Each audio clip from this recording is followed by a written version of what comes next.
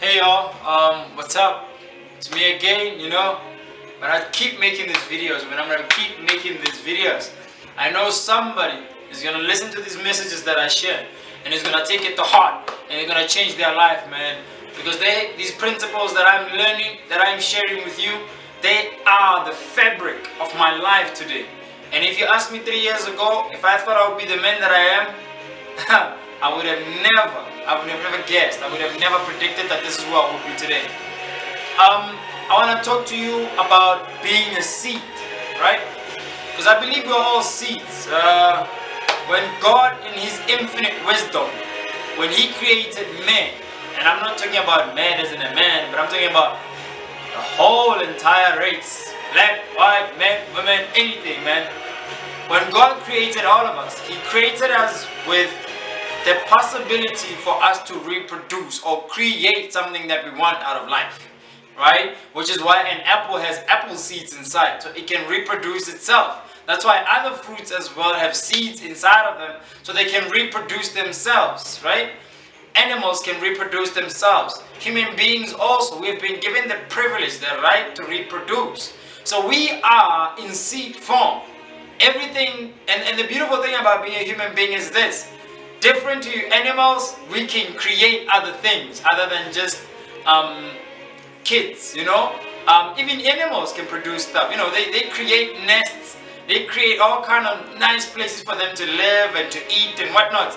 They create their own environment according to their DNA and their technology inside their mind, right?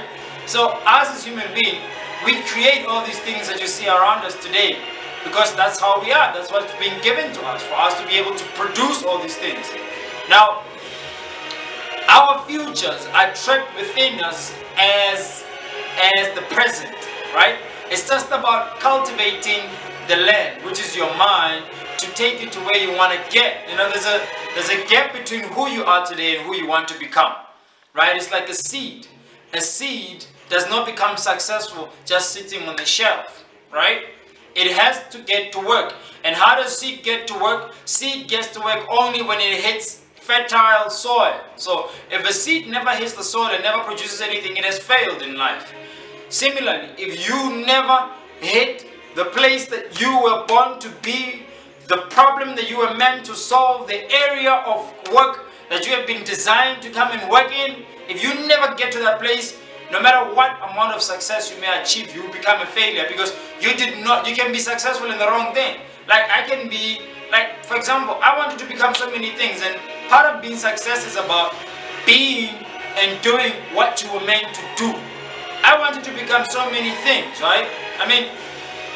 Success is knowing as a seed where to be planted. There's a parable, the parable of the sower, which says that, a sower went sowing seeds, and he threw some, and some were taken by the birds, and some fell on rocky soil, some fell on windy soil, and others fell on fertile soil. And we all know the ones that fell on the ones that were eaten by the birds, the other ones never really materialized because the place was just not fertile enough. The other ones got blown by the wind, and only the ones that were that fell on fertile soil became productive, right? So it is important that as a seed you get planted in a place that you were meant to be in.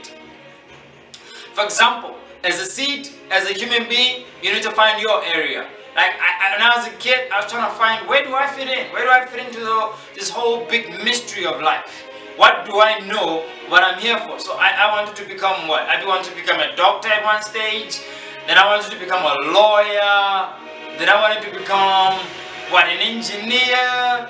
You know what I mean? I wanted to become so many things, and none of them really fit well with me. It's like a relationship. You meet this person, they don't quite feel right, and you meet the next person, and you meet the one, and we're all looking for the one. The same principle applies in relationship, applies in our lives as well. We're looking for the one that feels right, the one that makes you happy, that gives you joy. Because even though you can be successful and you can be a little bit happy in the other ones, it never quite feels right because something is missing. And until you find it, like for me, I found motivation when I was a kid. I lost it along the way because now I changed my image. But now I found myself, when I reconnected with motivation again, I thought to myself, my goodness, my baby, where have you been? You know what I mean? I have been in turmoil, trying to find you, trying to find what feels right with my spirit, trying to find something that can change me. Because the beautiful thing about finding what you're supposed to do is you don't even have to force this thing, right? You don't force it. You don't force Cristiano Ronaldo to go to the playing ground earlier than everybody. You don't force Floyd Mayweather to work harder than everybody. You don't force Mutsipe to make as much million and work as hard as he does. These people are in their physical realm. They are where they are spiritually, emotionally, mentally, and physically. They are where they want to be. And when you are where you want to be, you get to work, right? So you plant that seed in that soil, and what happens? Woo! It says, yeah man, this is exactly where I needed to be. The second phase is the watering process. What is the watering process? The watering process is the part where you educate yourself about what you want to do with your life, right? So it's not easy. It's not easy. Not everybody gets to have what they want, even though they recognize it. I mean, let's be honest.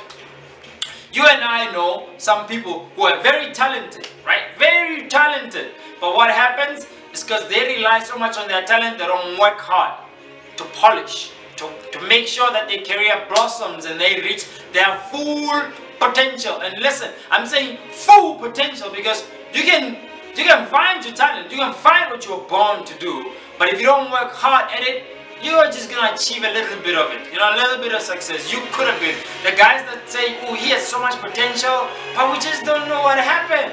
You know what I mean? Like, you never work hard at it. So the thing about once finding this thing that makes you happy, that you enjoy, that you love doing, is the learning process of it, right?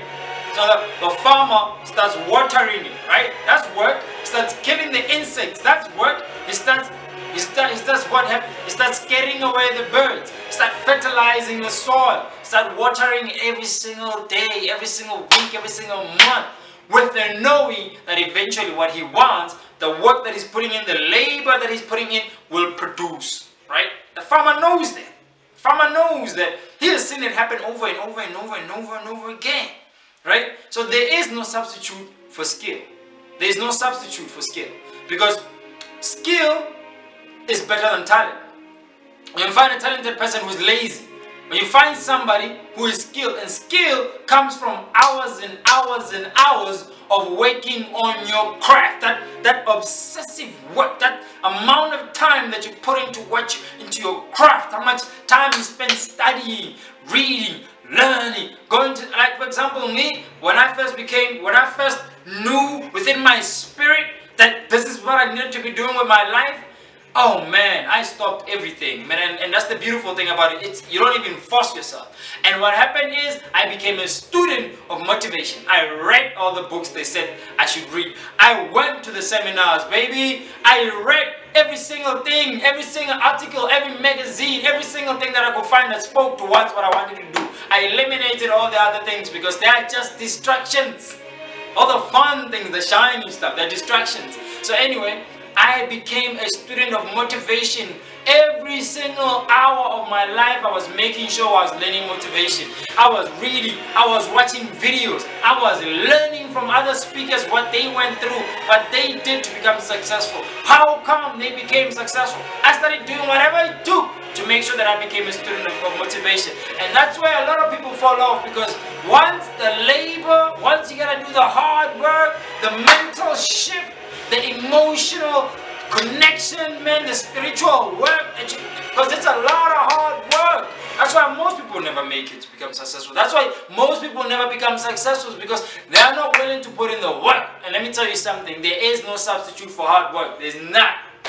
There is no substitute whatsoever for hard work. So you either work hard or you can only have a little bit of success. But if you work as much as you're supposed to do, you will have everything that you desire. And that's the process that most people fail in, right? So the next stage of it all, right? For example, me, when I started becoming a student of motivation, I knew that I had to practice, I had to learn codes, I had to do all these things. But now what happens? What happens? Now I'm learning this thing, and what's after that?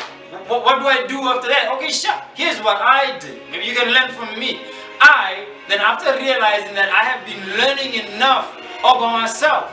I needed to go out there, right? That's like after you water the seed and eventually it says, hey man, I've been doing enough groundwork. I've sent enough roots into the soil. Now it's time to leap up and get some sunlight rays so we can accelerate the process, right? I went outside of my comfort zone. See, that's the thing. You gotta be willing to get uncomfortable. I went outside of my comfort zone. I went home. And I went to go speak to schools. I created myself an opportunity, right? Because that's the thing. You're not just going to become whatever you want to become unless you're willing to go out there and test yourself. You gotta go out. You gotta leap out. You gotta jump and grow your wings on your way down. And hope that you don't fall. And hope that you prepared yourself enough. And hope that you got everything it takes. And take feedback from the situation. Find out what you need to learn, right? Now, after doing that comes the third stage of it all, which is now you realize, oh my goodness, now I feel good about this thing. I know I can do it. It's like me recording this video, for examples. I have shot so many of these videos that every single time I do it, I don't really need notes anymore because I practice with myself. And I say to myself over and over and over the same message over and over and over. And eventually when I stand here to speak, it's on automatic, baby. So here's the thing. First, you gotta find out what you love. Get planted. Come out after doing the work, watering, killing the insects, nurturing the soil, cultivating the land, watering the seed, working on it every single day. Every single day. Every single day. The longer you take away from working on your divine destiny, is that much time that you gotta put in. So if you put in an hour instead of 3, now you have 3 hours that you need to put in extra, right? So you gotta make sure you spend enough time doing this thing so that you accelerate the process. And part of success is patience. I know, right? For example, if I give you a recipe, you might have never cooked this recipe before. You might have never cooked this dish before. But if I give you a recipe and I tell you the instructions, right? Exactly how you need to follow it, and I give you every single thing that you need to cook the dish, and you follow it to the last letter, exactly how I said you do it, what happens? You arrive at the very same destination that all the other people that have cooked it before had. Right? It's not rocket science. That's the beautiful thing about success. All you gotta do is model somebody who is doing what you love, who is doing what you want, and then what happens? Eventually you arrive there. But part of it is patience. So after I did the work all by myself, it was time because I knew that I had to get feedback. I knew that I had to find somebody that can guide me. I went and find myself a mentor, right? Mr. Martin Manamela is my mentor. He's a professional motivational speaker, man. He goes around speaking to all kinds of people. I look up to the guy, you know what I mean? So I thought to myself, what best way to become successful than to model someone that has already done it? Because the most stupid thing you can do is trying to reinvent the wheel. You know what I mean? It's been done. Why do you want to find a new way of doing it? Just follow the recipe, follow the instruction, and you will end up there, right? So I am doing what other people have done because I've studied this thing. I know what it's like.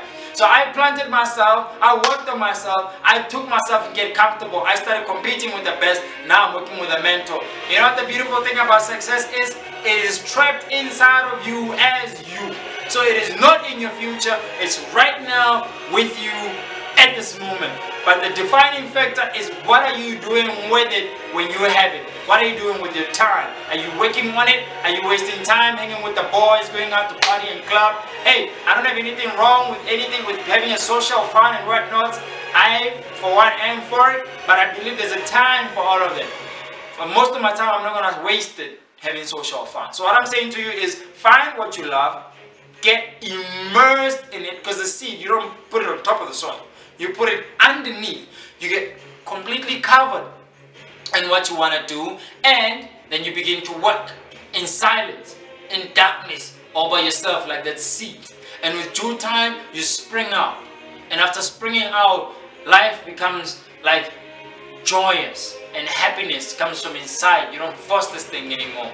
And ooh, baby, when you get to that point where I'm at right now, where I know the success is imminent, because the evidence is there. See, if you ask the farmer, is he sure? Does he really think that his seeds will produce crop? he will probably laugh at you. Because not only has it happened over and over and over, he has a knowing. He knows it will happen. And therefore when he puts in the work, he puts in the work with faith, knowing that whatever he's putting in will come out. Life will reflect back to you what you give it. So what I'm saying to you is this: cultivate your land and work on it with faith, knowing that you will reach your destination. I wish you all the luck, because my life has become tremendously amazing since I made this decision. And as you can see, I can speak for hours about this single topic. But what I'm saying to you is, find what you love, immerse yourself in it, do the work, and believe that you will achieve what you want. Cheers, and I hope this video means something to you.